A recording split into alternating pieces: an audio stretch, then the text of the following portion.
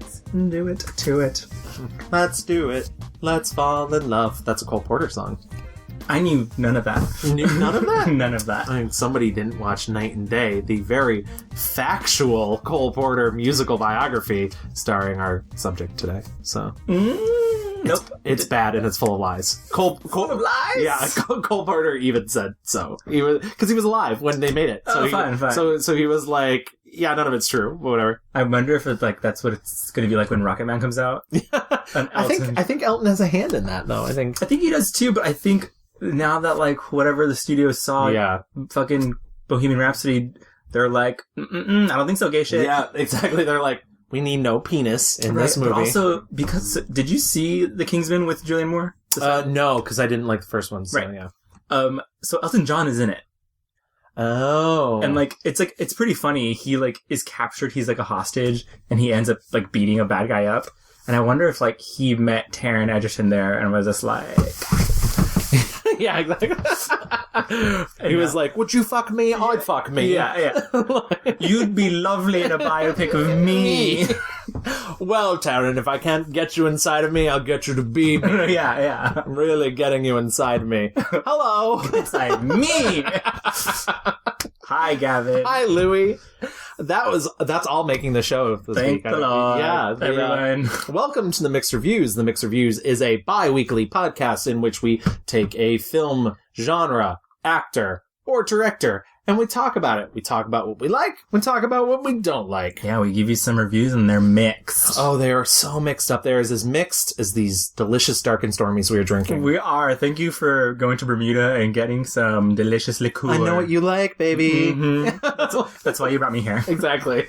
Welcome. Welcome, everyone. I'm so excited for this episode. But before we get into it, let's take a look at our last episode and our poll that we put up. So our last episode, we had the wonderful Chris File of This Hot Oscar Buzz. Thank you, Chris, for coming on. What a wonderful guest. It's truly so great.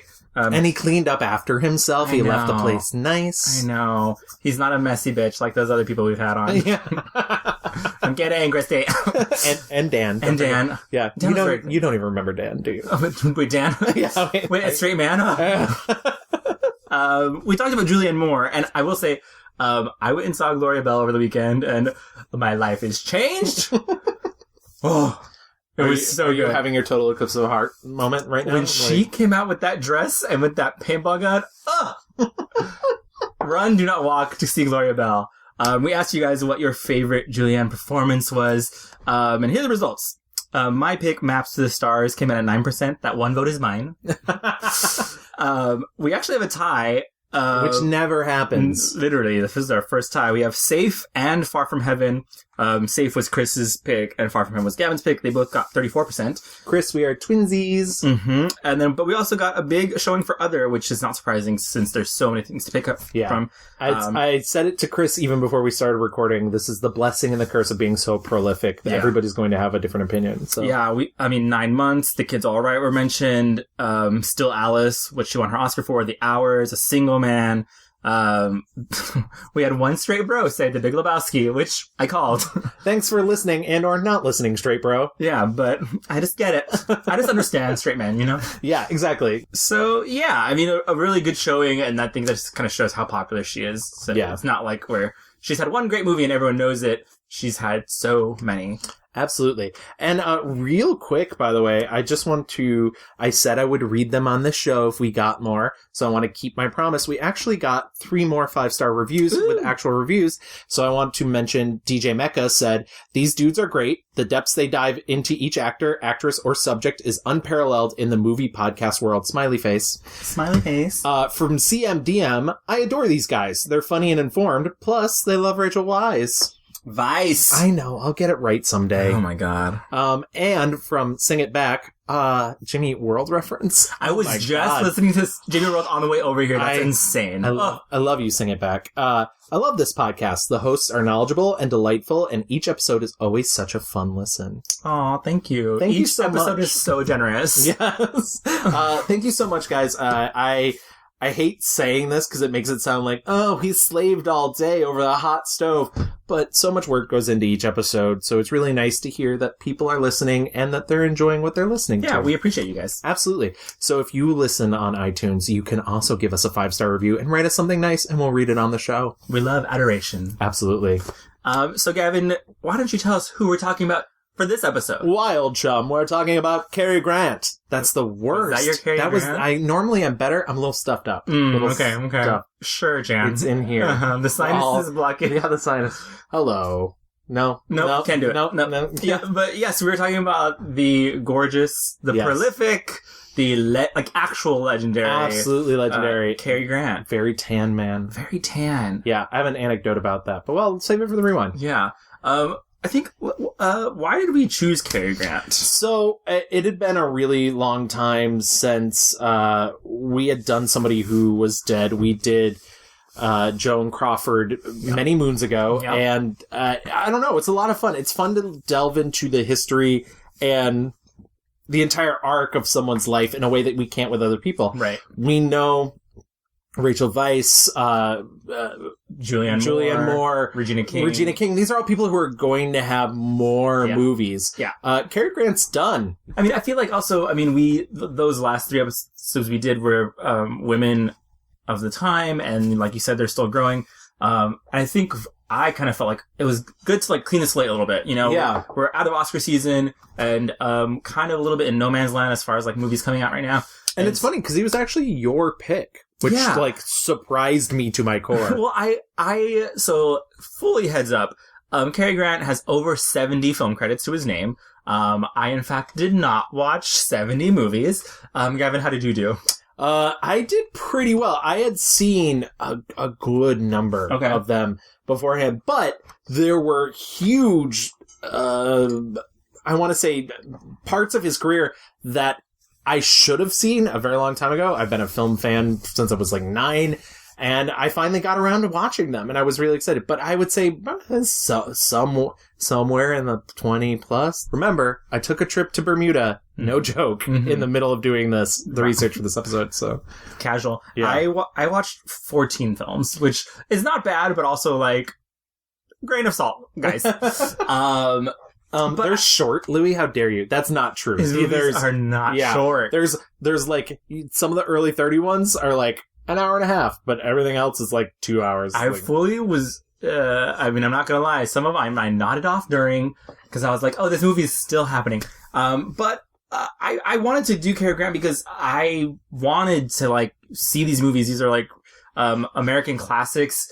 And, I'd never gotten around to it. And so I thought, what a good opportunity to, finally fill in this, gap in my pop culture, knowledge. So yeah, I'm really excited to get into it. Me too. And he is, before we move into the rewind as well, the thing about him is he is essentially the quintessential movie star, which is really funny because it wasn't easy for him to get in. Right. There were a lot of obstacles right away. He almost never really felt he was that good at what he did either. He would often comment on how he was copying other actors in order to create the persona. But I think the way that he's remembered is the sort of square-jawed, handsome everyman. Yep. And he really sort of represented that on screen. Yep. And you also have to understand, when we talk about actors now, we're not so much in a time period in which we care so much about actors. That's one of the fun things about doing this show, because people don't really care about movie stars anymore. Right. And Cary Grant comes from a time in which people really only cared about movie stars. That was the draw to the film. Yeah. And I think also, you either know this or you don't, but Cary Grant had an insanely, awful kind of childhood, that extended well into his life. But we'll get into that. We will get into that. So, Louis, why don't we move into our rewind? The way you said rewind. Rewind. That is how they pronounce it here.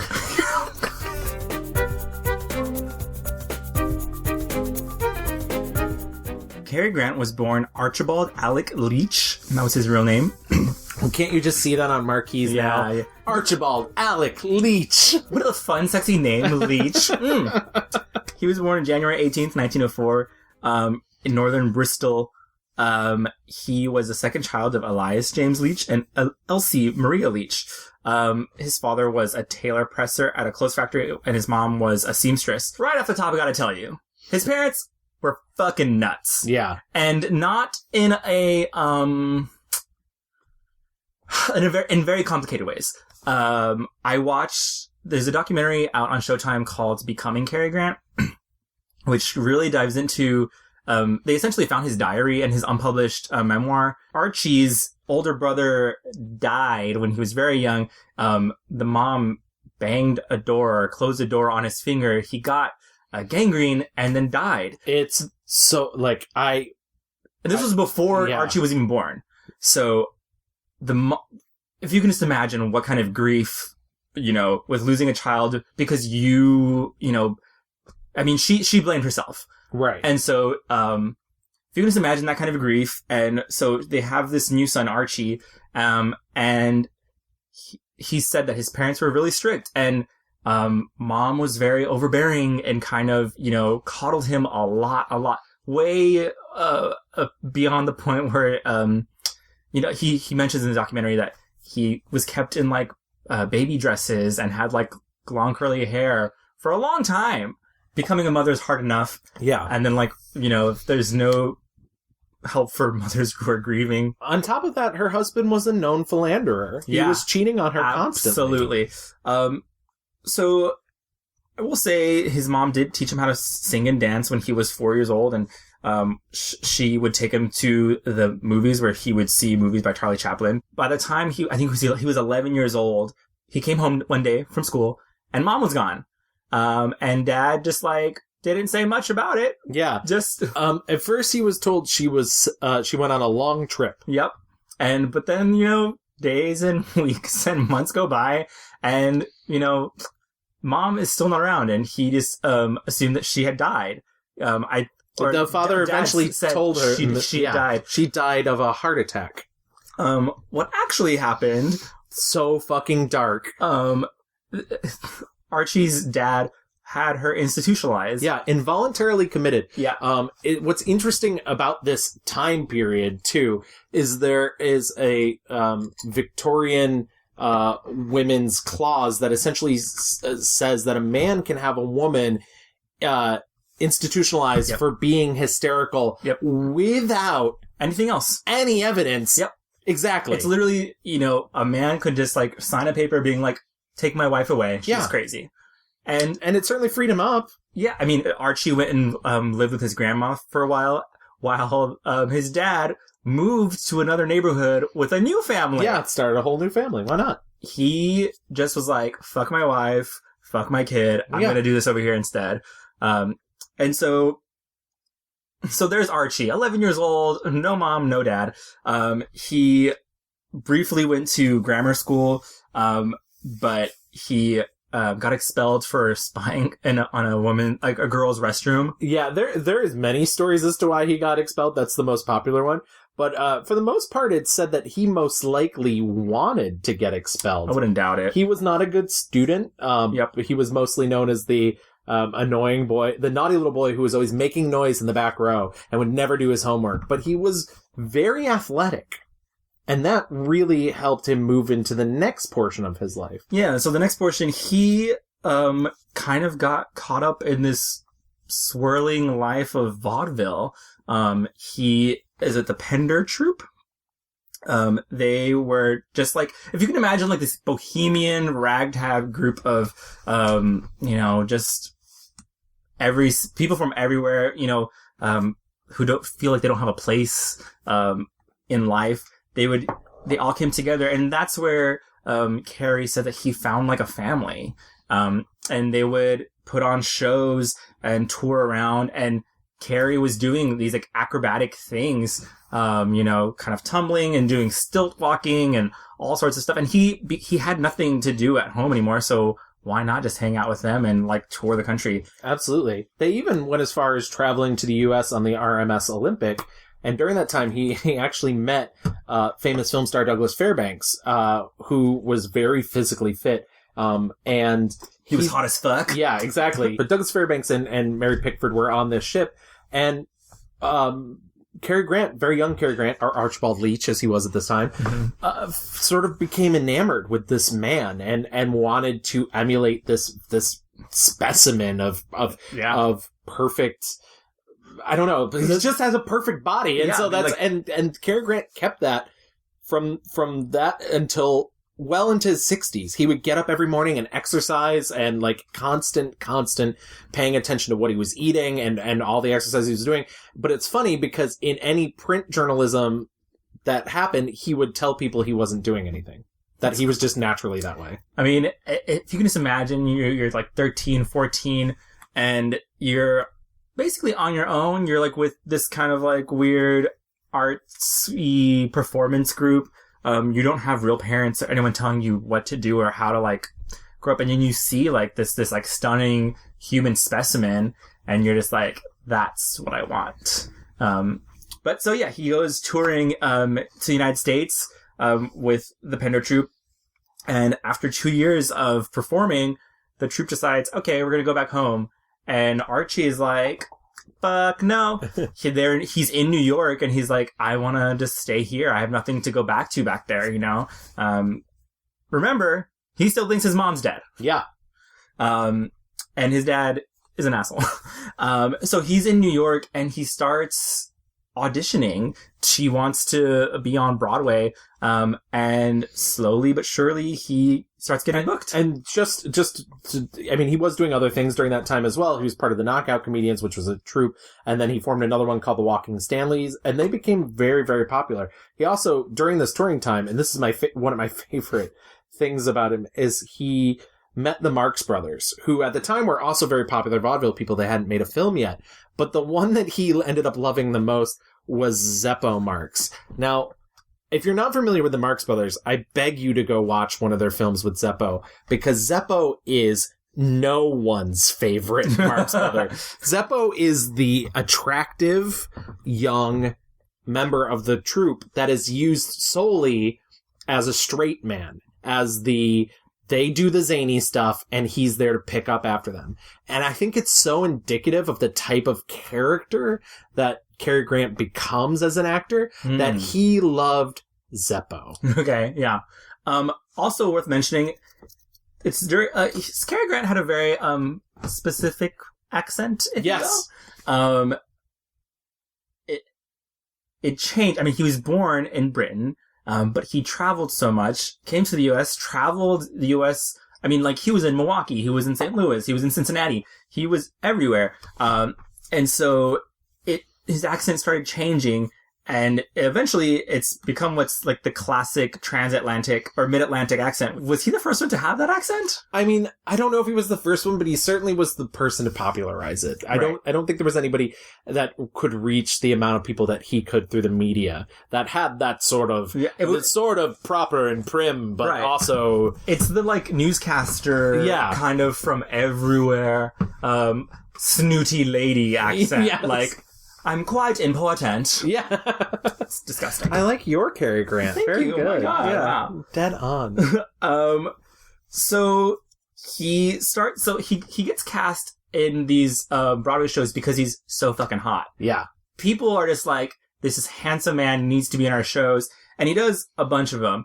The problem is, he can't sing. Right. And so he gets really bad reviews, you know? Yeah. Like, none of his shows that he puts on, I mean, he was in Hammerstein stuff. Yeah. Like, well, I was going to tell you, by the way, he was in Hammerstein's Golden Dawn. Everyone's favorite Hammerstein musical. Golden Dawn. The classic. Of course, the classic. Done in high schools around the nation. So literally none of these shows were well received. Critics said he was a pleasant new juvenile, or a competent young newcomer. What a great, like, you're so competent. Wow. Exactly. This is some hot person privilege. This is that episode of John Hamm and 30 Rock. Like, and John Hamm's a good example of the type of look Cary Grant had. Yeah, I mean, he was just super, super hot. So he's doing this for a while, and he finally decides he wants to take a vacation. And he packs up and moves to Hollywood. I will say, there's lots of stories about his time in New York right before we move into Hollywood. And this is where it gets a little iffy. I Iffy in the sense that I listened to a book by Mark Elliott called Cary Grant. It came out only a couple years ago. Mark Elliott is a very famous biographer. He's written for a lot of people. He does his research. So I don't want to deny him of this. But he is very open about the fact that Cary Grant, though heavily denied it, was a very bisexual man. Oh, I believe it 100%. 100%. When he moved to New York, originally, he moved in with who became very famous costume designer Ori Kelly, who worked in Broadway and films. It's a red flag. And Ori Kelly was a very out man, Australian, and they lived together as partners for many years. In fact, at one point they threw a party and Cary Grant was jealous, but Ori had invited a lot of very famous people to the party, and he was sort of jealous of Ori's success, and they started needling each other, and it eventually became a screaming match, and George Burns and Gracie Allen were there, and George Burns was quoted as saying, "Must we bear witness to all this homosexuality?" What a line.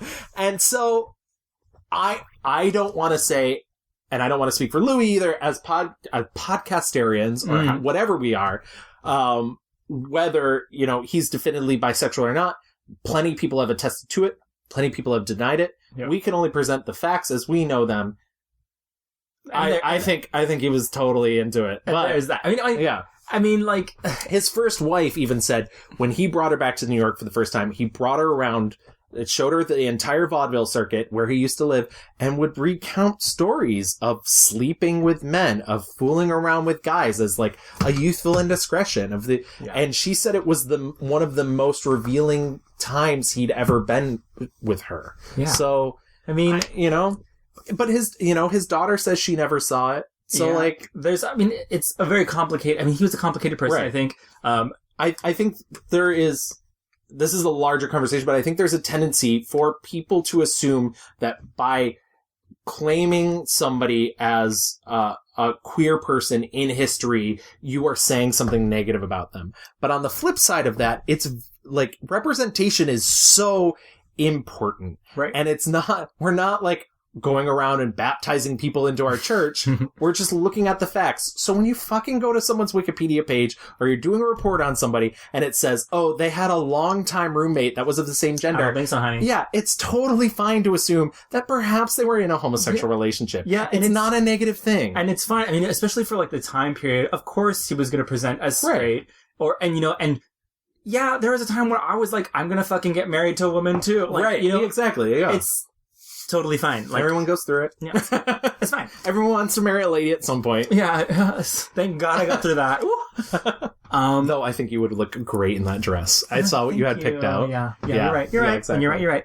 Stylish. So he's still Archie. As he moves out to Hollywoodland. He moves out to Hollywoodland. The documentary said that he, had connections and he worked those connections. I have to believe also he was just like a hot white dude and they wanted like a leading man. A little bit of both. And he was able to get a screen test. Yeah. And they realized he was the perfect eye candy, doormat to be next to these like really strong female leads that they had. Mae West, who was just like chewing the house down and everything she did. We'll talk about Mae West. And he, and at the same time, I believe that sirens for Mae West. You mentioned her name. She's here. Yeah.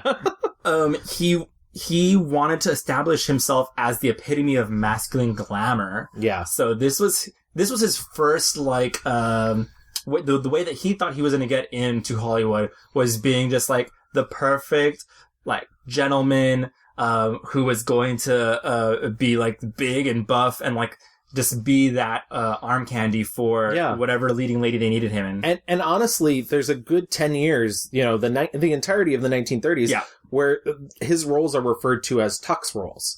He Yeah, would just put on a tux and then do his thing. Right. So he gets signed to a Contract, right? contract for 5 years on December 7th, 1931, with one stipulation. He's already 27 years old, by the way. So he's a little older, but also at the time it was a little different for men and women. Right. But there's one stipulation in the contract. Get rid of that name. Oh, yeah.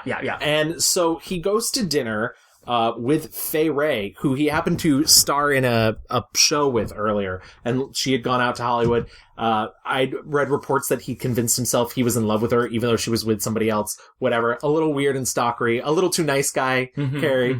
But she recommended over dinner that he call himself Cary because it sounded like Gary for Gary Cooper. And so he goes back to the studio at Paramount and proposes the name Cary with a different last name. Lockwood, yes, which was a character he had played. It was a character that he had played on Broadway. And they were like, hate Lockwood, love Cary because it sounds like Gary. And so they gave him like a list of names that they just happened to have picked out, say for people, and he picked out Grant, and they were like, yeah, it'd look great on a marquee. So that is the birth of Cary Grant. And now we have Cary Grant. So he makes a film in 1932, directed by Frank Tuttle, called This Is the Night, playing an Olympic javelin thrower. Of course. Yeah. He's got the body for it. Yeah, exactly. The Variety praised his performance and called him a potential femme rave. And he was like, perfect. And this is kind of like goes on. He plays opposite Marlene Dietrich. In Blonde Venus? Yeah. Hello, Helen. Well, if it isn't old Nick himself. I expected you to pop up someday. This is a dream, Helen. I hope I never wake up. Let me come backstage, will you? I seem to remember you came backstage once before. Marlena, by the way, reading him for filth in the gossip rags when asked what type of a lover he was on screen. Her quote was, I give him a great F for fag. Yeah! Wow. Marlena! Other bisexual icon. Yeah. He's kind of like for fully 10 years. Yeah. Is just playing these kind of like attractive men who do nothing. And the big ones, the real big ones are, the Mae West films. He does 2 Mae West films, pre-Code era. We've mentioned the Code before. Basically, you could get away with anything on film within reason. And they were like super fun. Oh, they're super fun. She Done and Wrong and I'm No Angel. And there's a big, my other favorite Mae West thing about this is there was a big like myth about the fact that she discovered him. Right. That she saw him walking around the lot and was like, if that guy can talk, put him in my movies. Yeah.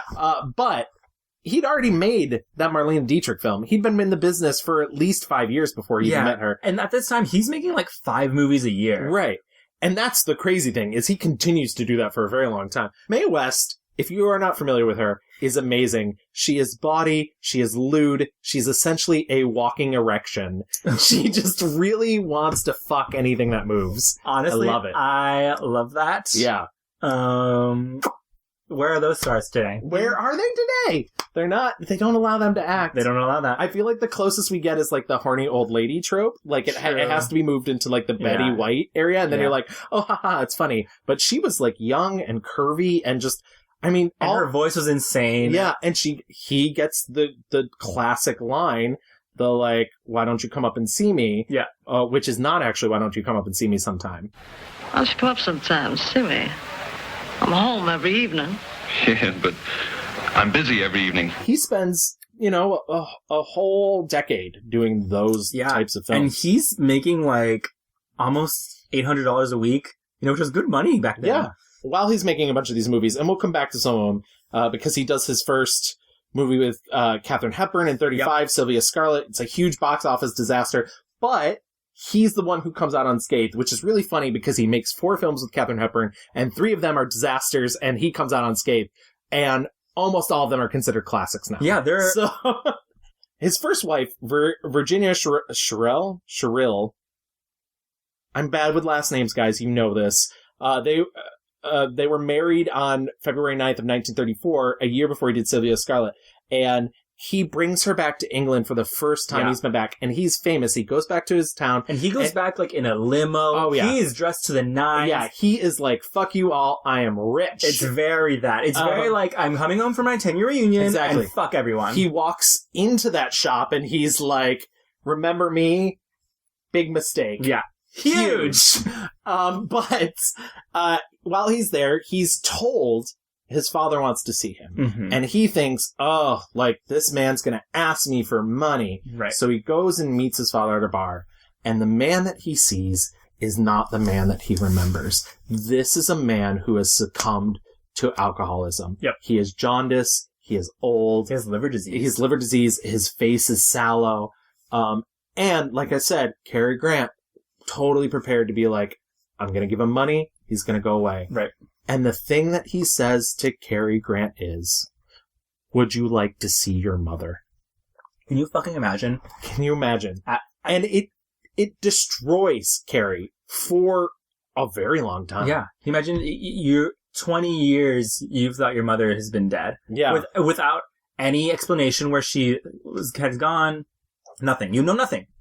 And then one day, you know, and you think you're on top of the world. You're coming back home to really show off your success. You did it. You got out of this kind of awful situation.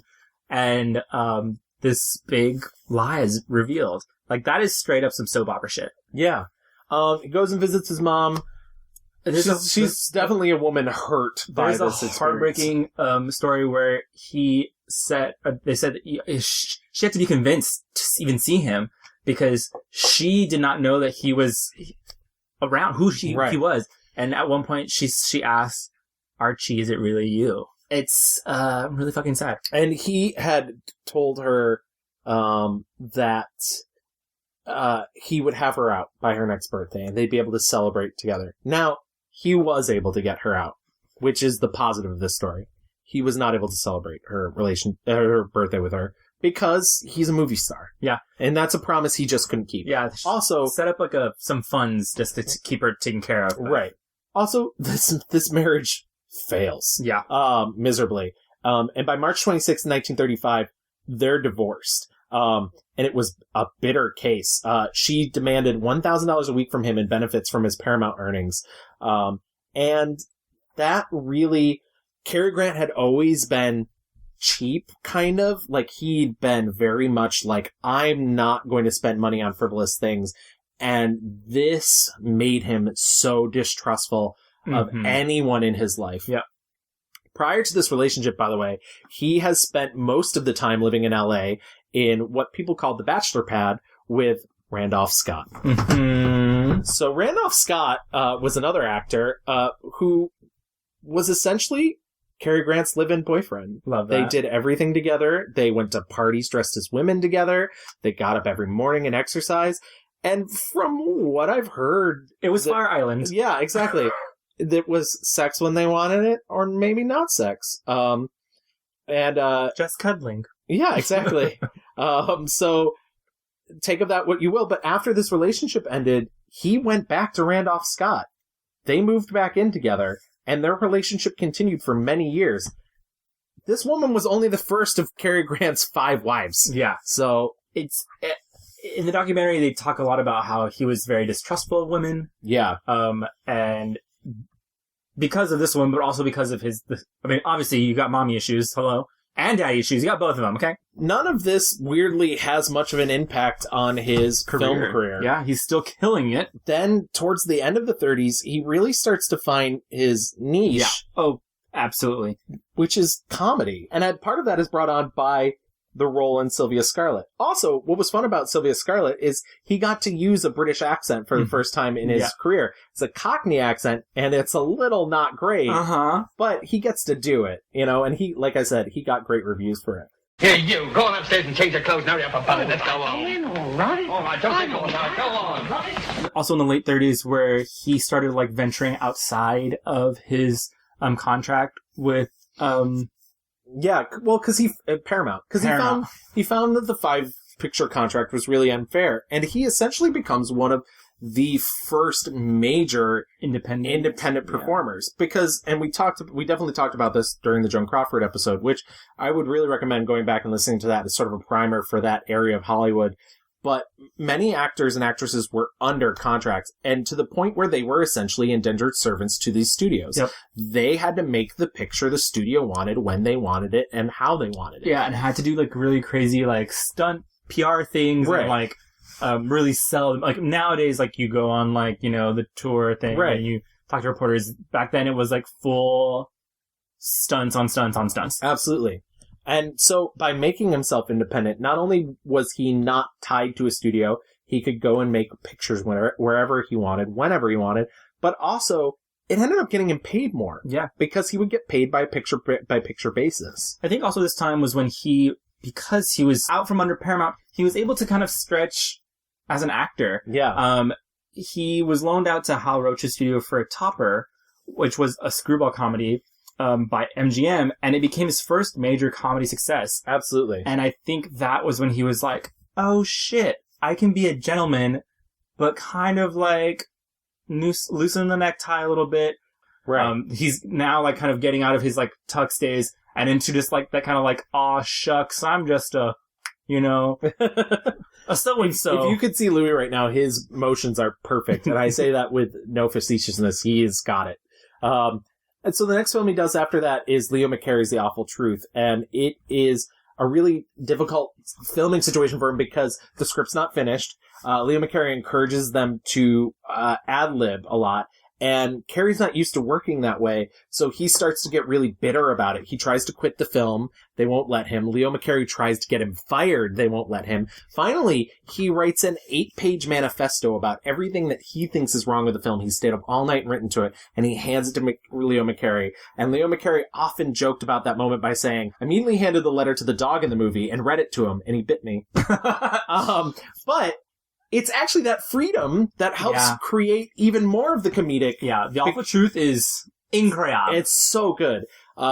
It's a divorce comedy, which you also don't see very much back then. Well, let's talk about yourselves.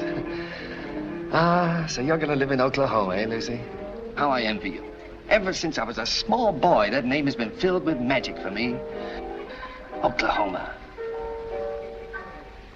We're gonna live right in Oklahoma City. Not Oklahoma City itself.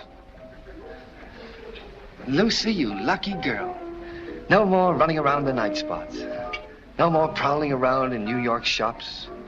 I should think of you every time a new show opens and say to myself, she's well out of it. That does lead to the next crop of movies. You have 1938's Bringing Up Baby, which is Katharine Hepburn. Second Katharine Hepburn film. Also a huge disaster, which sucks because it's good. It's very fun. It's one of my favorite. In fact, I had a friend over the summer tell me that he'd watch Bringing Up Baby and it does not hold up, and he's dead now. It's crazy. There you go. Exactly. I will say I love Katharine Hepburn. In this movie, I was like, this bitch is grating on my last nerves. She's so annoying. Now, just a moment, Susan. Don't think that I don't appreciate all you've done, but... it was nothing, David, really. Just a moment. But there are limits to what a man can bear. And besides that, tomorrow afternoon, I'm going to get married. What for? Well, because... Well, anyway, I'm going to get married, Susan, and don't interrupt. No. The film would famously go on to be remade with Madonna for Who's That Girl? Anyways. Did I say famously? He does another movie with Katharine Hepburn, which is also a really lovely movie called Holiday. And then just unfortunately comes out at the wrong time. It's a film about, like, part of the moral of it is that you shouldn't be so tied to your possessions. You shouldn't be. This is right at the end of the Depression. Yeah. Nobody wants to hear that shit. Everybody wants their stuff. Yeah. So, it's difficult, but that's a really fun movie, and I do love that movie. There's a conspiracy against you and me, child. What's that? A vested interest. I know. They won't let you have any fun, and they won't give you time to think. I suppose, like the great fathead you are, you told Father all your little hopes and dreams. Pretty disappointing. Bad enough. Poor boy. Hey, what about your own evening? Not so hot either. Poor girl. It's funny because that's when Katharine Hepburn gets labeled box office poison. Yeah. She fucking leaves Hollywood. What happens to Cary Grant? He's popular than ever. Yeah, Like, so fun. Who cares? there's like, yes, more. He did as Gunga Din. Yeah. It's like a military movie in India. Only angels have wings, and in name only. He is fully at, like, he is the hot new, like, and I will say also, he's playing the same person, but like in Bringing Up Baby, he's like, I'm an archaeologist, you know? Right. Like, as I was watching these movies, I was like, oh, this is what George Clooney's doing. Right. It's funny that you say that, because I do think that George Clooney is sort of the closest we have to a screen Cary Grant nowadays. Yeah. Where he doesn't really play characters, he plays variations of George Clooney, and I think there's some leeway there. Oh, Brother, Where Art Thou is very much a character. Right. But I think most of the time it's like, and even to a certain extent, Brad Pitt a little bit. Yeah. But they're just like very handsome, charming as fuck. You know, they're not afraid to like look silly or like, you know. Right. But all I could think of was like, wow, George Clooney's career, it's following in the footsteps of what Cary Grant did. Not like step for step, but the thing that he's doing with that charming hot guy shtick. 1940, he's cast in Katharine Hepburn. Remember, we just said box office poison. Yep. But when she leaves Hollywood for the stage in New York, she starts doing this show called The Philadelphia Story. Huge hit. Everybody wants to make it into a movie. She's like, great. When? Yeah, exactly. Bring me back. How much money? That movie is delightful. I feel like that's like a great description for a lot of his movies. I'm like, this is delightful. He does something in the very first scene, and I believe it was hearing Michael Caine say it. There's a part where they're divorcing, and he's leaving, and he walks back to the house, and he looks like he's gonna punch her, and then he thinks better of it, but instead he places his full hand on her face and pushes her down to the ground. Amazing. But there's an edge to his sophistication that none can duplicate. There's one scene that stands out to me in The Philadelphia Story. Done by Cary Grant in the context of the movie, it was very funny. Done by anybody else, and it would have been a brutal act against a woman. The next year, he stars in Penny Serenade, and he gets his first Academy Award nomination for Best Actor. This will be one of 2 Academy Awards that he doesn't get. That leads to his next film, which is the first collaboration with Alfred Hitchcock. Yeah. Which is Suspicion. This is almost like a new mode of Cary Grant that we're also getting into now. And mostly because I think Alfred Hitchcock saw something different. He saw that, like, hot people can be kind of fucked up. You know, like, it's like Alfred Hitchcock was that Hot Topic kid who was just like, but what if you were, like, fucking weird? Exactly. But also hot. Mr. Grant, you made 4 films for Alfred Hitchcock, and I read that he chose you because he wanted to cast you against type, explore some sort of darker side of your screen personality. Would you like to comment on that? The darkest side of Hitch or the darkest side of me? The darkest side of you. Oh, I have a lot of that. No, I mean in your screen. Oh, I have. Suspicion was your first movie you were really cast against type. I heard he wanted to have you kill John Fontaine, but due to studio pressure, he changed the ending at the last moment. Well, in the original book, this character had to kill her. He gave her the poison. But then when the exhibitors saw that, and we have previews in Hollywood, and some of the exhibitors saw it and said, no, we don't want Cary Grant killing the heroine. And so we had to change the ending and pretend it was all a dream. It was ridiculous, and that's what we did. We all have a darker side, don't we? Don't you have, do you have, I don't have any more nightmares. But I just kind of wonder what motivated him to make practically all suspense movies. Money. And Cary Grant will make these jokes later in his life about this, like, who he is inside, who he's projecting outward, who people want to see, who Archie Leach is still in there, the kid who grew up with nothing and really awful, you know, and then confronting that with this glamorous new life he's created for himself. Meanwhile, remember that he's, you know, dealing with mom shit, dad shit, probably, you know, closeted shit. Right. And at this point, he's also moved on to his second wife. He married Barbara Hutton in 1942. She was one of the wealthiest million in the world, following a $50 million inheritance from her grandfather, who was a Woolworth. The Woolworths? Yeah, exactly. The press called them, just so you know that couple nicknames isn't a new thing, the press often called them Cash and Cary. That's fucking amazing. Yeah. Did they work at the New York Post? Because... and the interesting thing was Grant and her both agreed, a prenuptial agreement, that there would be no financial settlement. So they wouldn't ever be accused of being married for money. Wow. Marriage lasts until 1945, but they remained friends for the rest of their lives. But the next big thing is 1944's Arsenic and Old Lace. It's a Frank Capra film, starring Priscilla Lane, Raymond Massey, Peter Lorre, and honestly, this was a movie I should have seen years ago.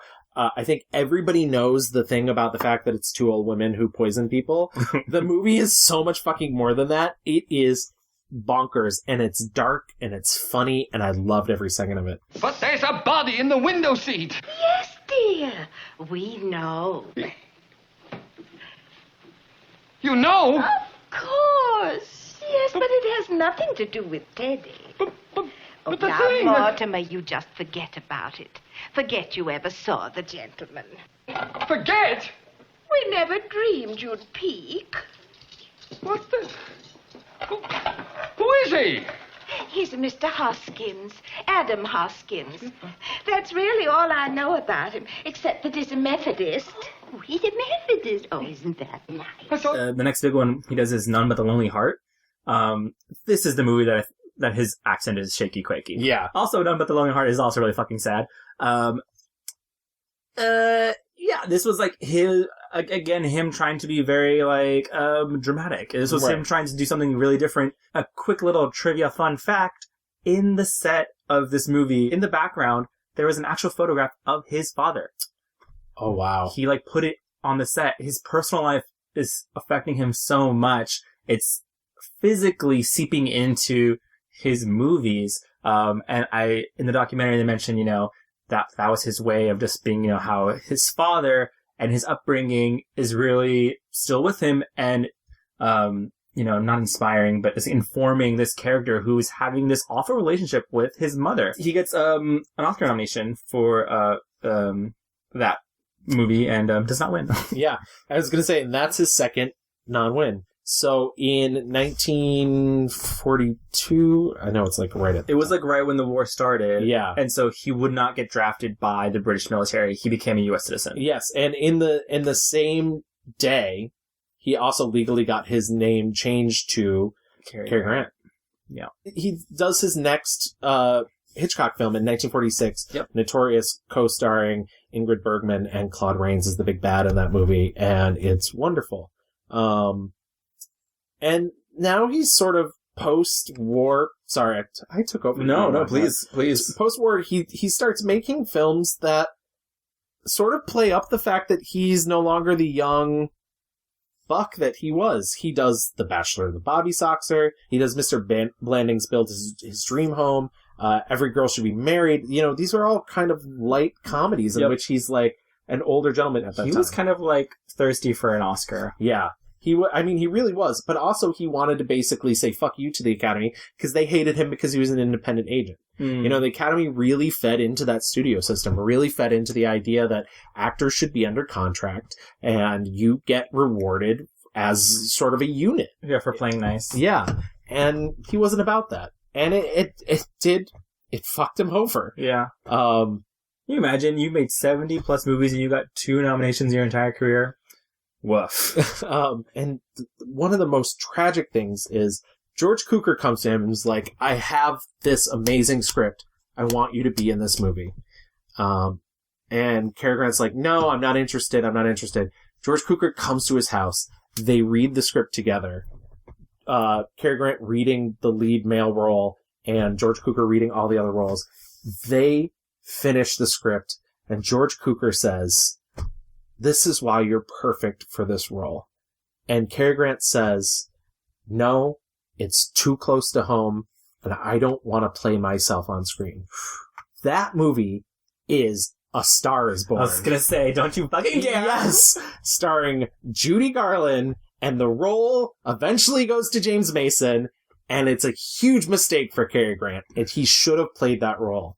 Can you imagine? I'm sad. I'm sad. Mid 50s, he starts doing more romance. He's older. He's not doing comedies anymore. He does his third Alfred Hitchcock film, To Catch a Thief. So fun. I fucking love that movie. Wasn't well regarded at the time, really. People were confused by it. That's weird. Because also he stars Grace Kelly, who he gushed about. Yeah, absolutely. He was like, oh yeah. I mean, and I wonder, I don't know enough about Grace Kelly, but like, she was the American princess. And they had a long-lasting friendship. Yep. I mean, at this time, he's now married to his third wife. It's actually his longest relationship, besides Randolph Scott. And her name's Betsy Drake, and they're married in 1949, and they last until 1962. But it's funny, so while they were making To Catch a Thief, they spent time in Monaco at the palace, and both Grace Kelly and Cary Grant would remark on the fact that both of their spouses were very jealous because they thought that Cary Grant and Grace Kelly were in love with each other. So the spouses were very extra and very bickery and everything. And they just sort of sat back and like reveled in the fact that like there was this imagined love thing going on between them when there wasn't really. They were just good friends. I mean, and clearly there was love, but like not in the way that... He was her gay BFF. Exactly. Leave her alone. Also, what's weird about that movie is they race around the streets of Monaco on that, and then eventually she would die, suffering a stroke in a car on the streets of Monaco. Yeah. So he had a lot of grief over that. He called her possibly the finest actress I've ever worked with, and that's saying a lot because he was in movies with so many legendary actresses, from Katharine Hepburn, Ingrid Bergman, Audrey Hepburn, the list goes on and on. One of my favorite things, too, is he, on one of the very few recordings, he didn't do a ton of recorded interviews. One of the very few recordings we have of him doing Q&A sessions, he talked about Grace Kelly. But the best actress I ever worked with, all due respect to dear Ingrid, was Grace Kelly. She's a beautiful girl, and who... being beautiful, you say, well, she can't act because she's beautiful. That's not necessarily true. Grace had a serenity inside of her. She was extraordinary. And she was the epitome of what I was talking about a while ago. She never cared what that camera was doing or how she looked. Of course, she was beautiful and knew it, but then I know other beautiful girls who were always wondering how they looked while they were listening to me. In other words, they were so conscious of that. And Grace, in those days, didn't wear any makeup, because she didn't believe in artificiality, neither do I for that. I think the extent of the makeup is the extent of the insecurity, or the extent of the displeasure with one's face. I didn't wear makeup. I had to for the first year because of the unions and because of the studio demands. But as soon as I was popular enough that I could say, no, I don't wear that stuff. I didn't wear it. He would tan. He would tan extensively, so he wouldn't have to wear makeup. And oftentimes, if they did have to put him in makeup, it was to powder him to make him less dark. I believe that 100%. Yeah. But I love that about him. But anyways, To Catch a Thief... Fun fact about To Catch a Thief, he received more than $700,000 after grosses, while Hitchcock received less than $50,000 for directing and producing it. Yeah. So, contracts, Hanny! Like I said, it was mixed, but people still loved him. And so in 1957, he does An Affair to Remember. Oh, God, the schmaltziest movie. Don't you? I have such a love for that movie. God. But I have like a personal connection. We're running a little late, so I'm not gonna... I won't get into it now, but I'll tell you off pod, whatever. I don't even like calling it a pod. Anyways, lots of crazy stuff. Like, I feel bad speeding up, but I feel like we're just talking about all his movies. We're just going to talk about all his movies. Does The Pride and the Passion in Spain with Frank Sinatra and Sophia Loren, and Grant falls in love, like head over heels in love with Sophia Loren, and Sinatra falls in love with Sophia Loren. The power, oh my God. And like, they get into arguments, and Sinatra is the only person who, besides George Burns apparently, who has the balls to comment on the homosexuality rumors to Cary Grant's face, because he keeps calling him Mother Grants. And Sophia Loren, who doesn't even have a full grasp on English, finds out what's happening, calls Frank Sinatra an Italian son of a bitch. Ooh. And he leaves the set. And they finish the movie without him, and he shoots his scenes in California. But Cary Grant and Frank Sinatra remain friends after that. And they become really good friends. So he gave him his honorary Oscar. He did. So, remember that time when I called you gay in front of Sophia Loren? Exactly. Like, the 50s is such a weird time because it really is, just, his romantic comedy time. Yep. But, he gets 5 Golden Globe Awards for Best Actor, motion picture or comedy nominations over his career, and they mostly come from the 50s. Yeah. He does his final Hitchcock movie in 59, North by Northwest. Iconic. Absolutely. I saw it today. I know, I look vaguely familiar. Yes. You feel you've seen me somewhere before. Mm-hmm. Funny how I have that effect on people. It's something about my face. It's a nice face. You think so? I wouldn't say it if I didn't. Oh, you're that type. What type? Honest. Not really. Good, because honest women frighten me. He does a touch of mink in 62. And, in 62 also, Albert Broccoli and Harry Saltzman seek him out to play James Bond in Dr. No. Can you imagine? And Cary Grant said no because he was like, I'm only going to do one film. Yeah. And then this is during the time where he's just like, he's fully aging into his daddy years. Absolutely. And yeah, I can imagine he's like, whatever. He knows. I mean, he's in like, the way that Jack Nicholson at the end of his career was just like, I'm going to do whatever I want, whenever I want. Like, this is Cary Grant now, He makes possibly one of his best films next, which is Charade, which is a total Hitchcock send-up. It's with Audrey Hepburn, and they have so much fucking chemistry, even though he's so blatantly much older than her. Yeah. But it's so good. It's often referred to as the best Hitchcock film Hitchcock never made. Yep. And then his next 2 movies are his final movies. He makes Father Goose, which is a war film. And it was a major success, box office success, but critical failure. And then he makes Walk, Don't Run, and it is trashed. And that's his final film. And then he was like, I'm done. Thank you. This was not his first time retiring. He actually tried to retire 4 different times over his career, but this was the one that stuck. Yeah, he retired from the screen at 62 when his daughter Jennifer was born. Yes. So, as we mentioned, his third wife, that ends, and he meets, and this seems like the strangest one of all, he meets Diane Cannon, much his junior. They marry in 65. At Howard Hughes' Desert Inn in Las Vegas. The daughter was born in 66, and she's his only child. Cary Grant had wanted to be a father for a very long time. He'd been talking about it with several of his wives. I think part of that stems from the fact that he wanted to give the childhood that he never had to a child. That whole thing is really sad to me. He was in his 60s. Yeah, he had his first kid, his only kid, when he was in his 60s. And he's said, he just became so disillusioned with everything else, Right. He says, I could have gone on acting and playing a grandfather or a bum, but I discovered more important things in life. What? Right. What, I mean, it's almost, and in this documentary also, he mentions during this time, he was taking LSD therapy. Yes. So his third wife introduced him to LSD therapy as a way, some people say it's as a way to find his deeper self. She actually didn't believe that. I told this one friend the despair I was in, and she said, well, you should try LSD.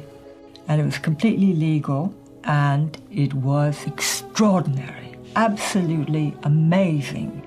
The drug is administered as an alternative to traditional therapy, and Drake begins regular treatments with Dr. Mortimer Hartman. Contrary to popular belief, Grant follows for less than therapeutic reasons. He went in to find out from Moore Hartman what I was saying. He didn't think he had to find himself. He found himself, for God's sakes. He didn't think he was lost. Grant is convinced to try the drug as well and immediately becomes a vocal proponent, undergoing over 100 sessions before LSD is outlawed in 1966. He would tell people that he stopped taking it at the end of the 50s. Diane Cannon divorces him in 1968, shortly after their daughter is born. Their marriage does not last very long. It's a messy, messy divorce. And she claims the LSD made him violent and Really? abused her, screamed at her, wouldn't let her do things, told her agent at one point that she wasn't going to be doing any more acting because she needed to be broken and he was the man who was going to break her. Wow. So all this comes out in a very public, messy divorce, and Cary Grant reveals that he has not given up taking LSD. Yeah. And from his unpublished memoir, he talks about how these therapy sessions really made him realize that he was punishing all of these women in his lives because of his mother. He was treating them like he wanted to express all this anger and frustration towards his mother, and he was letting it out on these women. And just, again, if you can imagine, things that you have to deal with your mom and dad, and also your sexuality that you don't feel comfortable enough to be open about. And so imagine all this weight's lifted when you have this perfect little daughter, and you're like, fuck it, Right. You know that you just made Charade, and then 2 other movies that, like, no one really liked. It's like, all right, the golden age was over. Yeah. He did not want to do a comeback. He would respond to the suggestion with fat chance. So he, and in an interview with his daughter, she said people thought we were like partying all the time. She was like, we were at home watching TV, playing games.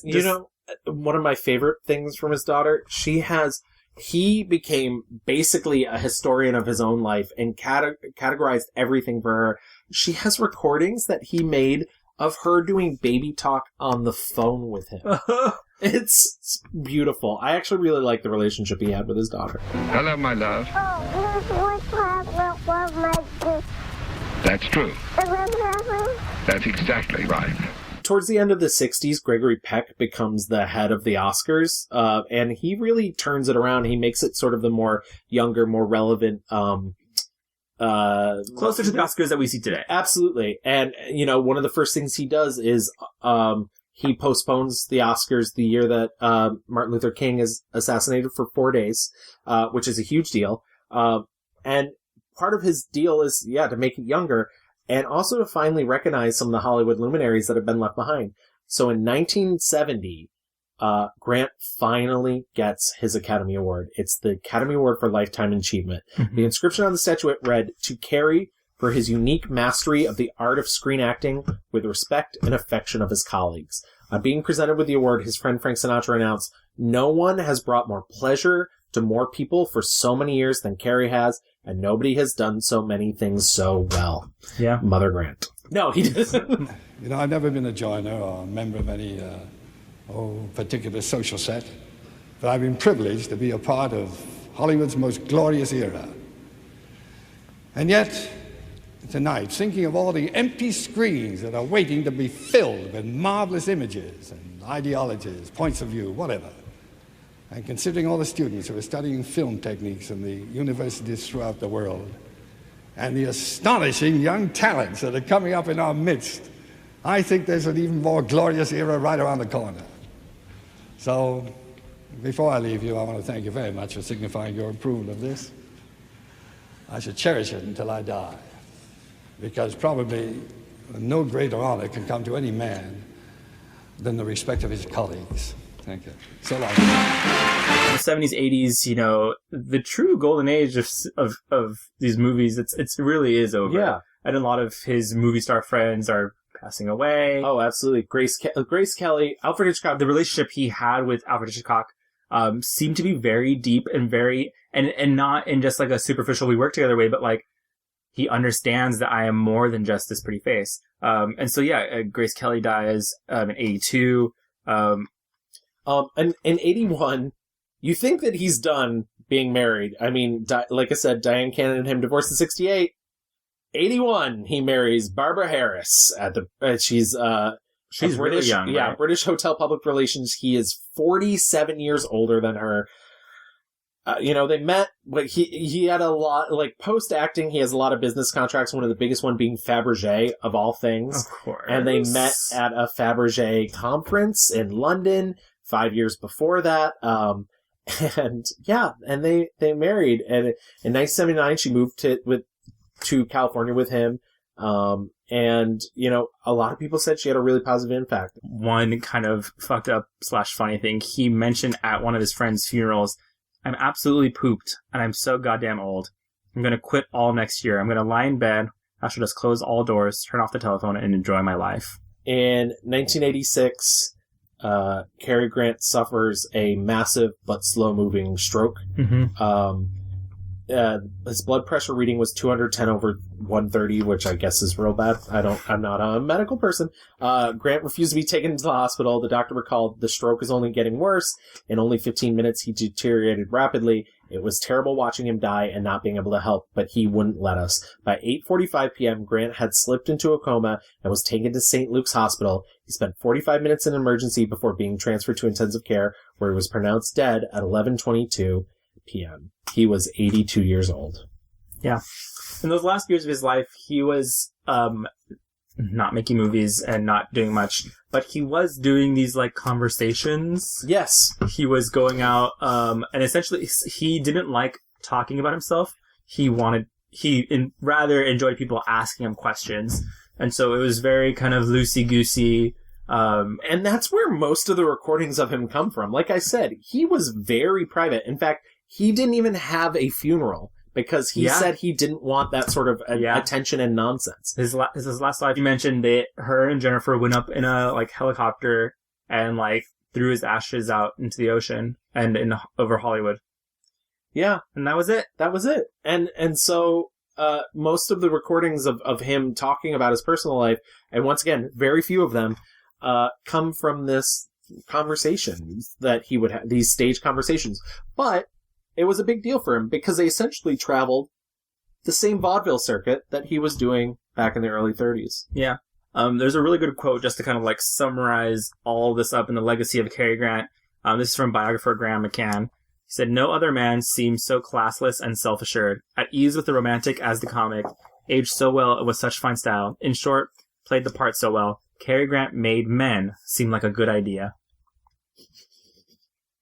And I really don't. I don't know if there's anything better than that. I mean, and there hasn't been another good case for them since. Yeah, there literally has been no good men since.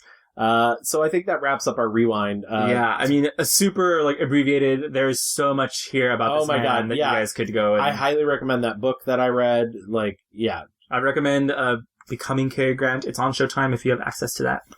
But yeah, so Louis, let's move into our 1-star reviews. Let's do it. So I really wasn't sure, and I do think that there's probably many problematic films, especially if you go back to the 30s, but I wasn't sure what I was going to pick when we decided to do this. And actually, the very first movie that I hadn't seen that I decided to watch was 1962's That Touch of Mink. Ooh, I didn't see her. It's a film in which Doris Day and Cary Grant are. It's basically the setup of any Doris Day movie, which is that it's a sex farce. Mm-hmm. But instead of the famous homosexual Rock Hudson, you have famous bisexual Cary Grant in the role. She's a down on her luck woman who's going to unemployment, or she's going to a job interview. She's unemployed, and a very rich man accidentally splashes her with his car.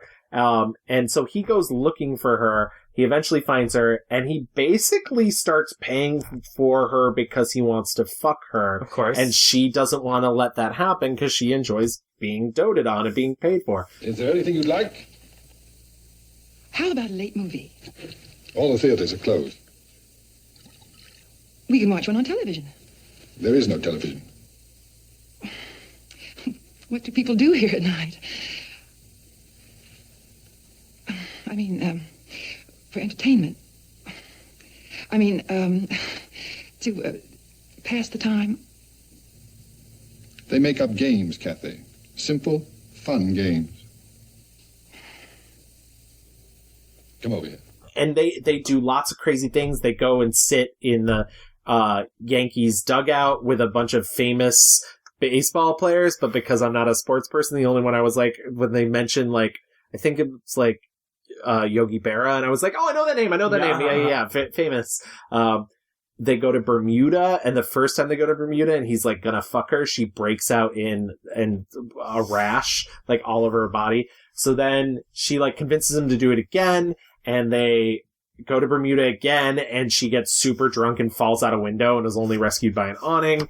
And then finally, in the end, they like get their shit together and they decide to get married, and then they go back to Bermuda for their honeymoon, and he breaks out with a rash, so they still don't get to have Bermuda sex. on your mind? Yeah, exactly. And then at the very end, they have a baby. And like, this is the major Cliff Notes version, but this movie, more than any of the movies in his catalog, I felt was the most uncomfortably dated film. Like, Doris Day, whom I don't even have an issue with, and I think she has a lot of chemistry with Rock Hudson.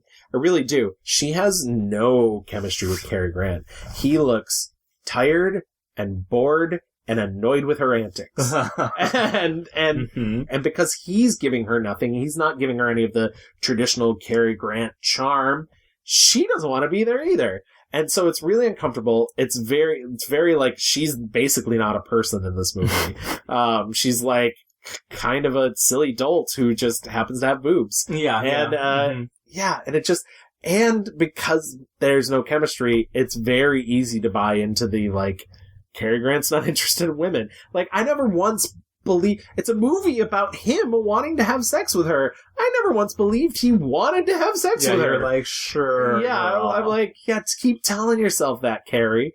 So yeah, I don't even think this movie was that charming. There's two good things that have happened post this movie. One, Cary Grant kept all of his suits, because he said that they were some of the most well-made him suits that he'd ever had. Okay. They were basically all blue and gray, really tailored suits. And two, there was in the early 2000s, there's a gay comedy called That Touch of Pink.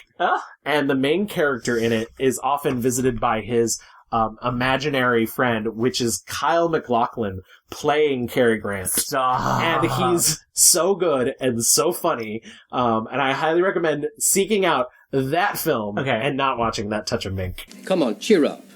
It was a bit messy, but we got there in the end. He wanted me to come out to her. And you did. About being a heathen. In the end, it's what's best for you and Giles. It was hard for me to find what my 1-star review is, because from what I saw, I kind of, was getting a lot of the same, but and this kind of makes me sad, but I think I'm going to have to go with None But the Lonely Heart. Oscar nominated? I know, which feels very fucking weird because, like I said, his accent is insane. It's not good. Is it more insane than his Sylvia Scarlett accent? Did you see Sylvia? I didn't see Sylvia Scarlett, but like, this is like, it comes and goes, like, like kind of how Scarlet Witches comes and goes, relevance. Or like Storm in the X-Men. First movie, second movie, what? Third movie, no. So None But the Lonely Heart was made in 1944. Cary Grant plays like this Cockney drifter who returns home, and he has no ambitions. He's like, he has a good musical ear. That's his like thing. He can he hits pots and pans and he's like, E sharp. Shit like that. His mom is played by Ethel Barrymore, famous Barrymores. And I know why he wanted to make this movie. I get it, and that's what makes me like kind of bummed, because I could see him trying with this movie, but his accent is crazy. The story is very fucking sad, and I was just like, so there's like at the beginning of the movie, like they like slap the shit out of each other. She's like, you gotta come home. You gotta she doesn't tell him that she has cancer. She just wants him to kind of like quote unquote man up and like do the right thing and not be like just aloof. What I can't understand, Ma, is what are you in here for? What's the matter with you? Tired out. Machinery run down,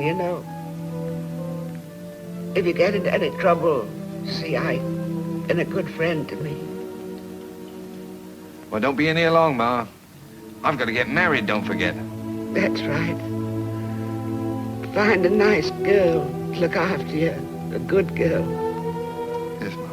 He also becomes smitten with this, like, woman named Ada. It's kind of all this, like, all of his movies have, like, that B-plot of, like, a woman and, like, no, but yes, but no. Well, that's, the one, I would say the one failure we forgot to mention in the rewind is one of the other interesting things about Cary Grant is he often, unlike most of the men of his era, plays the pursuee and not the pursuer. His screen presence is rarely about pursuing a woman. Yeah. It's about being pursued by a woman. And maybe that's why That Touch of Mink didn't really work for me. Because for once he was predator, not prey. And that's just not who Cary Grant is to me. Right, because he was always very good at playing, like, kind of sexy shy guy. Like, he had mysterious, like, who, me? But this movie also includes, like, there's, like, a plot about gangsters, and it's all about, like, this movie is trying to say something about, basically, like, capitalism. It was kind of, like, shellacked by the critics being like, this is, communism propaganda, because in his mind in this movie, it's like, we always just have to work for money, and it's all about money, and blah, blah, blah, blah. And literally the end of the movie, like, his mother gets thrown in jail. She dies in jail. And Ada, the love interest, ends up marrying the fucking gangster mobster character. And that's it. So Laugh Riot. Ada has decided to stay with the gangster. Mom is dead. And he's still, nothing. And, like, literally nothing. That's the end of the movie. And I understand what they're trying to say. But as a whole, it's not really the most enjoyable movie to watch, and I don't think he's that good in it. So if you're gonna, like, dip your toes into the Cary Grant waters from after this episode, don't start here. Yeah. And that would be a place that people would look because he was nominated. Yeah, so. And I think he was nominated because he was trying something different. There are a couple of scenes, like with him and Ethel Barrymore, you can sense his, like, motherly rage just below the surface. Were there any others that you saw that were big disappointments for you? The Talk of the Town was meh. Yeah. People Will Talk was meh. I watched this one called Big Brown Eyes, which was essentially like a combination of it's like early screwball comedy, but also like detective thriller. And he it's pre His Girl Friday, but he's still trying to do that really fast talk, and nothing about it works. It hadn't formed yet. Yeah, exactly. And it just feels half-baked. And I'll be honest, even though it's one of the famous Joseph von Sternberger and Marlene Dietrich joints, I didn't think Blonde Venus was very good at all. The very famous musical number where she comes dressed out as a gorilla and is like super racist until she starts taking off the gorilla costume, and it's boring. It's really boring. But I will give it this: politics on the other side of it is. It's amazing to see a movie from that era in which a woman leaves her husband, has an affair, runs off, does her own thing, and in the end isn't punished for it. Is that movie the inspiration for the Batman and Robin? Yes, 100%. Because I remember Poison Ivy coming out in the pink gorilla costume. Yeah, I saw that and I was like, holy shit. Yep. This is almost like scene for scene. Like, I mean, I think that covers the bad part of Cary Grant's career. Let's talk about the good movies and move into our 5-star reviews.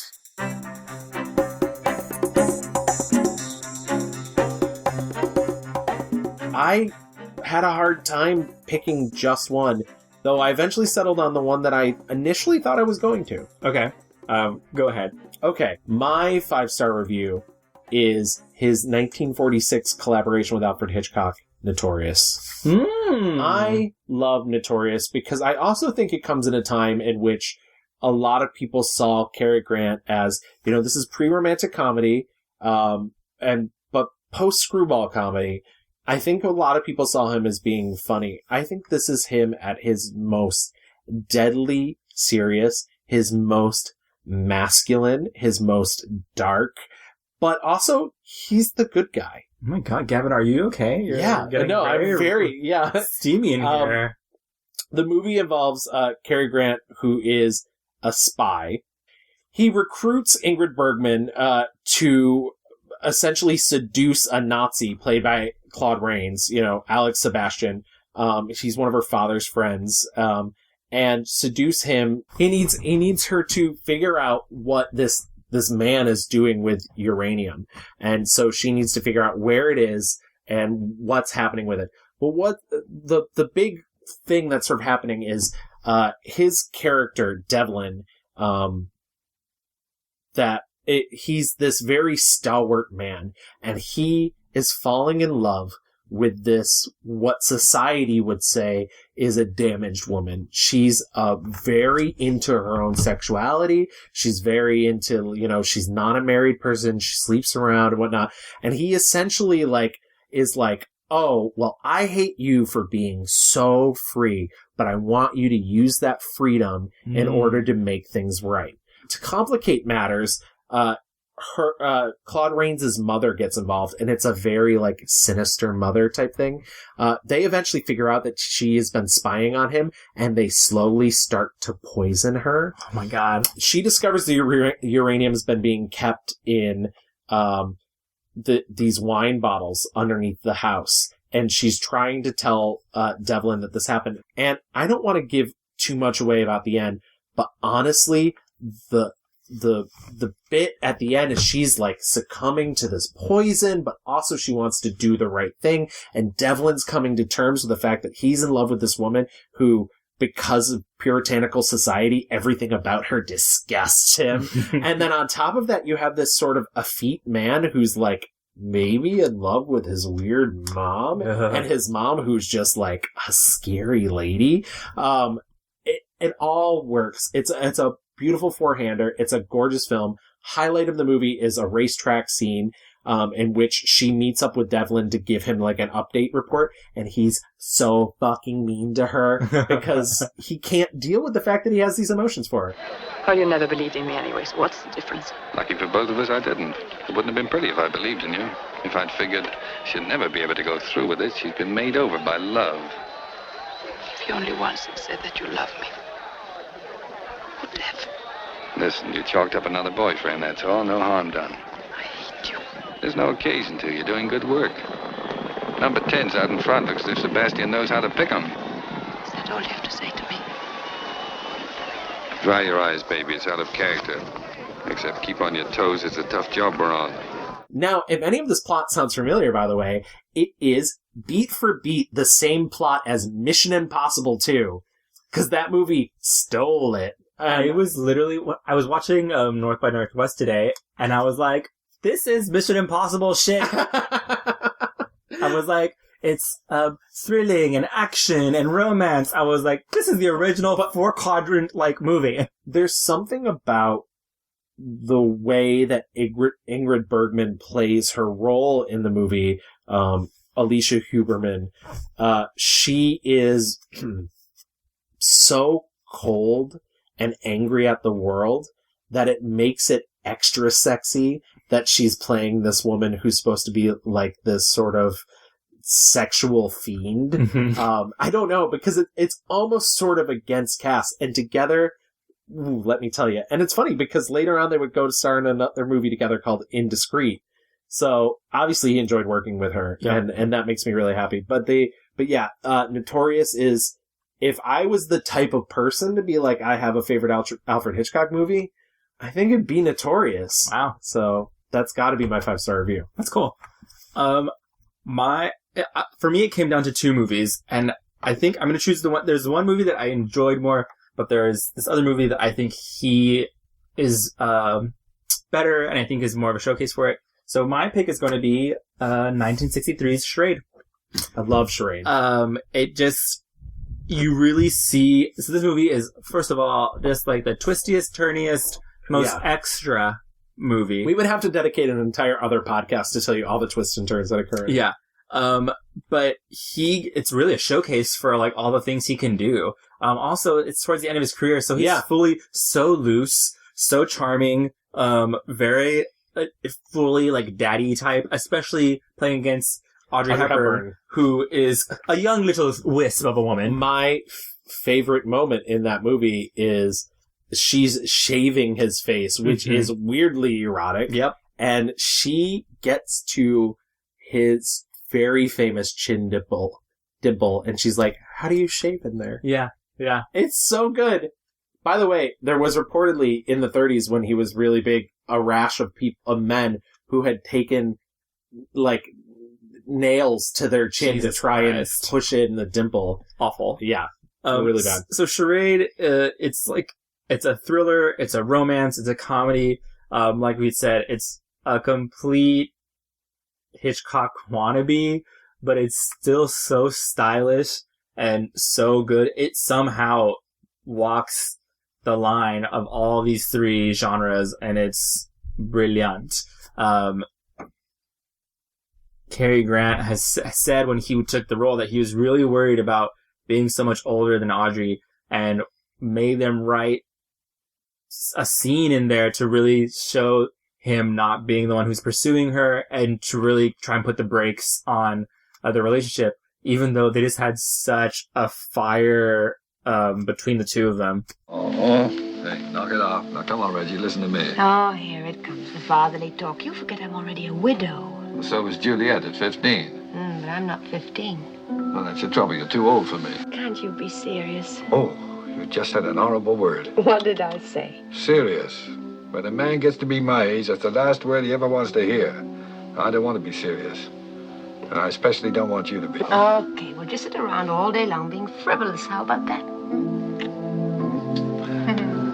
Reggie, cut it out. Okay. Well, now what are you doing? Cutting it out. Who told you to do that? You did. Oh, I'm not through complaining yet. Oh. The plot, very loosely, is Regina, or Reggie Lampert, which is Audrey Hepburn. She's on holiday, and she's deciding to divorce her husband. She also meets a charming stranger, that's Cary Grant, and his name, for now, is Peter. She returns to Paris, and her apartment, she finds, it's stripped, it's empty, and police tell her that her husband has been murdered. At his funeral, these kind of shady-looking men who she's never seen before all kind of show up. They all want to make sure that this person is dead. This big mystery essentially unfolds around Audrey Hepburn. These men all are aggressively being like, where is it? Your husband had something that we want.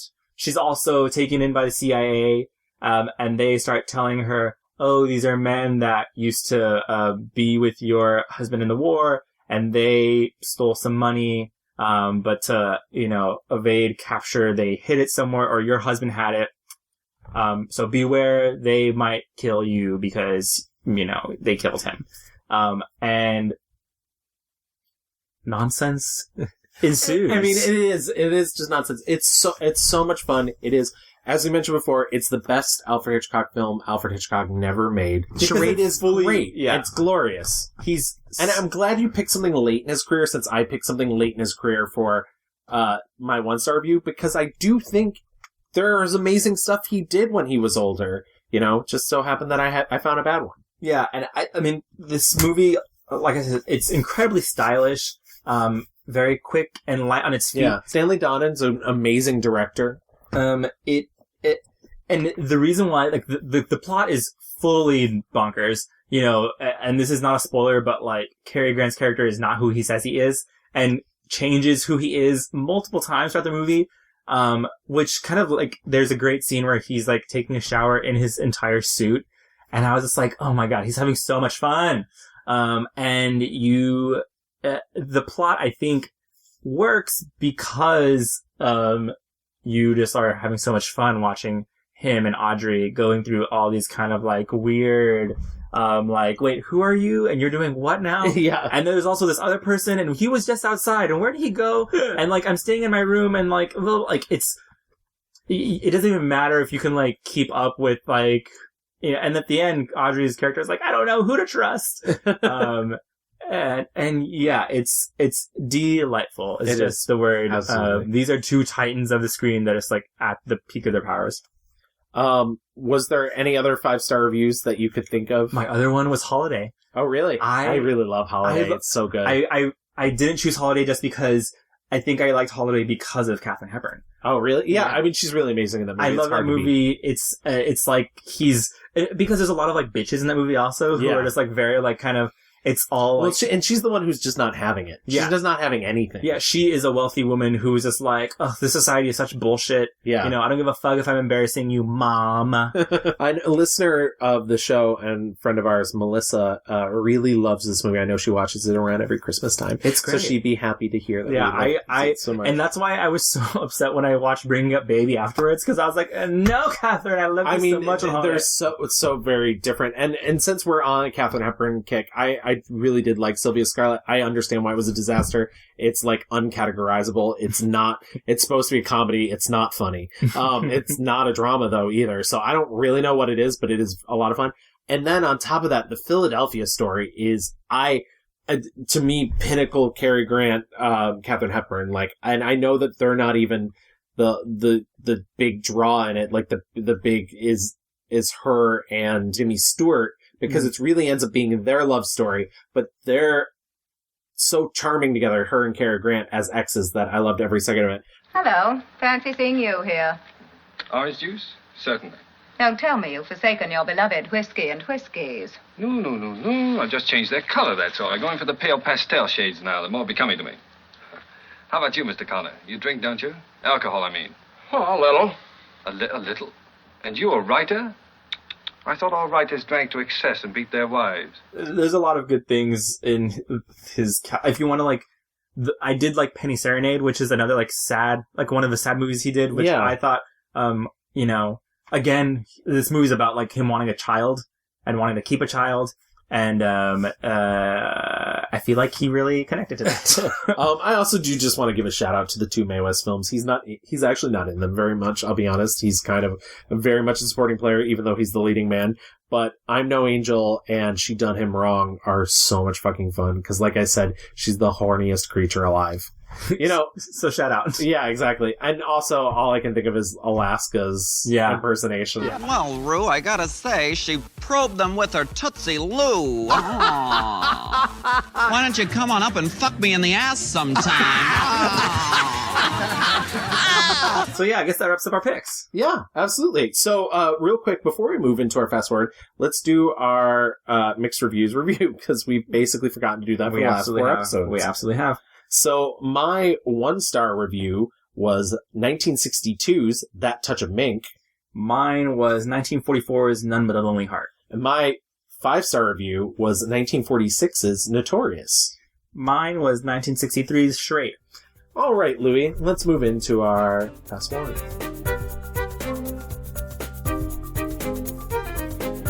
I think what I want to talk about is most like his legacy, and like we had already mentioned George Clooney and that kind of, because I fully just could not get that out of my mind. I was like, because I was thinking like, who is like this? Right. Who, you know, George Clooney is always the first one that springs to mind, but it's funny that you brought up John Hamm, because I hadn't thought of John Hamm before. And I do think John Hamm has gone out of his way to like play more character-y characters than wanting to be a Cary Grant.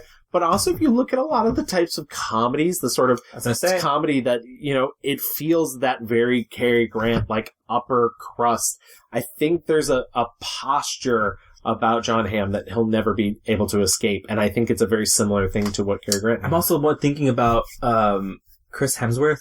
Yeah. Like, and obviously his career has been dominated by Thor, but I mean, look at the character he played in Ghostbusters. That's what I was thinking. Like, he's kind of... There's also, like, really bad comedies I forgot about, like, that Vacation. Oh, yeah. Whatever. I never saw that. Me either. But, like, I think he knows he's fucking hot. Right. And he's willing to take the piss out of himself and just be fully, like, the butt of a joke. Right. Which is even shown in the arc of Thor, you know, becoming more silly and, like, kind of...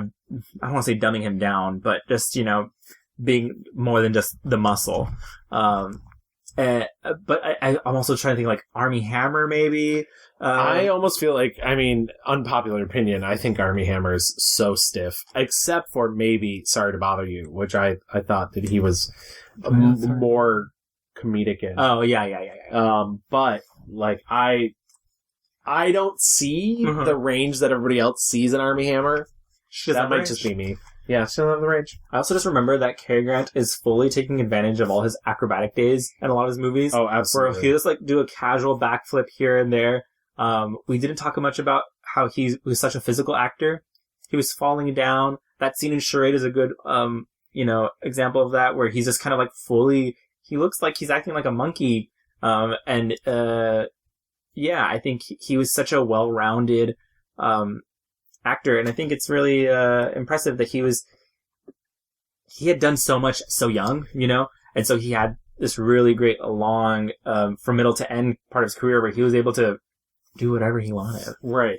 And so there's not really a future we can talk about Cary Grant, but I wonder, do you think the era of the movie star is fully done? I mean, we obviously care about movie stars, but I feel like, not a ton of people. Well, it's hard now because celebrity is such a watered down thing now. Right. I mean, you can be a celebrity on Instagram or YouTube for doing all sorts of things. And not to say that it's, better or worse, but it's almost like now you definitely, if you're going to be like, I mean, look at the Oscars. Yeah. They're not really giving out statues to movie stars. Right. They're giving them out to people who like have the craft, Yeah. and it's become a lot more, anyone can be a celebrity, but only a few can be like, and actors. I think if you look at the top awards this year, it's often people who, mainstream audiences don't fully know of. Right. Like, and I mean, obviously, I love Olivia Colman.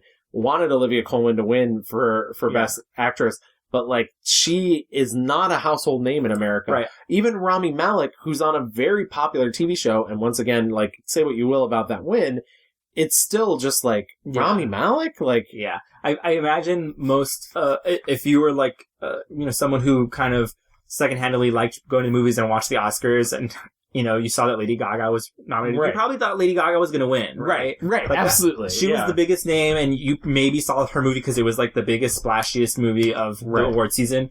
And no shade to her. I thought she was great. But it was clear that the Academy is more interested now in recognizing, not just big splashy things, but people who they think really, have the craft. So yeah, it's hard. I don't even know if there's anyone who's, out there right now in the same vein of Cary Grant. Also just because celebrities aren't that mysterious anymore. Right.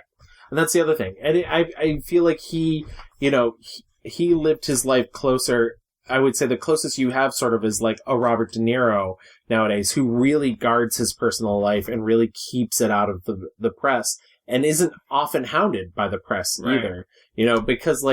Because Brad Pitt had, high profile marriage and high profile relations. Yeah. And obviously it's so much worse for women as well, too. That they can't even fucking go to coffee and get sweatpants without... They're having a breakdown. Yeah, exactly. TMZ surrounding them. But, like, you're right. There isn't that sort of privacy anymore. Privacy's sort of dead for the average person. It's extra dead for celebrities. We really talked about that in the Jennifer Garner episode. Oh, yeah, totally. And it's two sides. Like, obviously, when you become a public person, like, you are giving up a part of yourself for, the consumption. Public. Yeah. To be consumed. But in the 30s and 40s, what you really had to try hard to get your name out there. You were Joan Crawford doing everything you could to get your name into the mouths of people. And now it's kind of like the opposite. Like, if you're in anything, when I say anything, I even mean like a viral video. Yeah. Like it'll like burn up faster for sure, but But it's the stuff that you have to do. It's the stuff that like gets people to come to your movies and keep their eyes on you. Viral content. So it is interesting. I guess that era of celebrity it's gone. But yeah, I guess that sort of wraps up Cary Grant in a weird way. Yeah. But where can you find us online? That's a good question. We are online so many places. First of all, iTunes, Stitcher Radio, iHeartRadio, Spotify. Spotify's a big one. The kids love it. Yeah, they're making moves. I think they're the future in streaming. If you want to contact us on Twitter, we're at The Mixed Reviews. We're on Facebook. Just type in The Mixed Reviews. Or you can send us a lovely email, which we've actually been getting some. Some of them are just suggestions, which is why I haven't been reading them. But you can email us at reviewsmixed@gmail.com. What suggestions are we getting? As I mentioned before, Julia Roberts. We got another call for Almodovar. So I really, we gotta get on that at some point. Sure. But yeah, that's please send in your suggestions. We like that. Absolutely. And once again, if you listen to us on iTunes or Apple Podcasts, please rate and review us. Give us a 5-star review and write us a little love note. And it increases our visibility so other people can see us too. Yeah. We're not just the voices in your head anymore. Spread. But yeah, Louis, this has been a really excellent time. It's been good. It's been a gay old time, chap. That's better. It's better. It's gotten better. I've gotten a little less congested as it's gone on. Well, thanks so much for spending some time with us, guys, and we'll see you next time. Bye-bye. Bye. There never was a night like this. There never was a girl like you. Each moment of delight like this is love divided by 2. Your loveliness will glorify that happiness I have in view. And I'll have even more if I divide the glory with you.